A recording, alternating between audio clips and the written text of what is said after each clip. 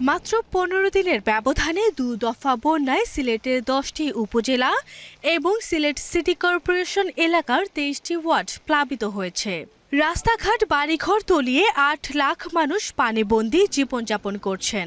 অনেক স্থানে বন্যার পানিতে ভেসে গেছে কাঁচা ও আধা পাকা বাড়িঘর। বন্যার পানি ইতোমধ্যে কমতে শুরু করায় বাসা বাড়িতে ফিরছেন অনেকে।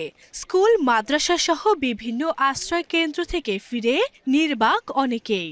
বন্যায় ক্ষতিগ্রস্ত বাড়িঘর মেরামতে ব্যস্ত অনেক নিম্ন আয়ের মানুষ। প্রত্যেক বছর আইলে আমরা লাগি একটা গজবায় বন্যায় না একটা গজবায় প্রত্যেক বছর আইলে বন্যায় আমার এই এলাকায় ক্ষতি করিয়া যায়। অন্য সময় ওই জায়গায় অনেক পানি আসিল, আমগুর ঘরের ভিতরে আসিল আরো পানি।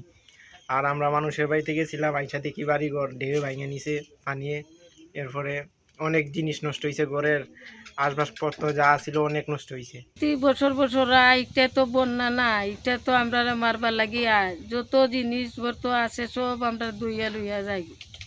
এই উপরের বাড়িতে আহে বাড়ি ঘরে আইসে নাই সপ্তাহ ধরে পানি। এদিকে সর্বস্ব হারানো বন্যা কবলিতরা মানসিক ও শারীরিকভাবে দীর্ঘমেয়াদী সংকটের মুখোমুখি হতে পারে বলে আশঙ্কা করছে স্বাস্থ্য বিশেষজ্ঞরা। তারা বলছেন সরকারি বেসরকারি উদ্যোগে বন্যা কবলিতদের দোরগোড়ায় পৌঁছে দিতে হবে স্বাস্থ্যসেবা।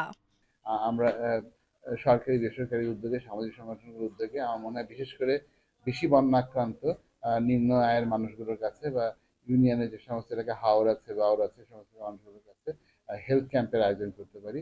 দফায় দফায় বন্যায় ক্ষতিগ্রস্তদের শারীরিক ও মানসিক সংকট মোকাবেলায় স্বাস্থ্যসেবা সহজলভ্য করার আশা সংশ্লিষ্টদের।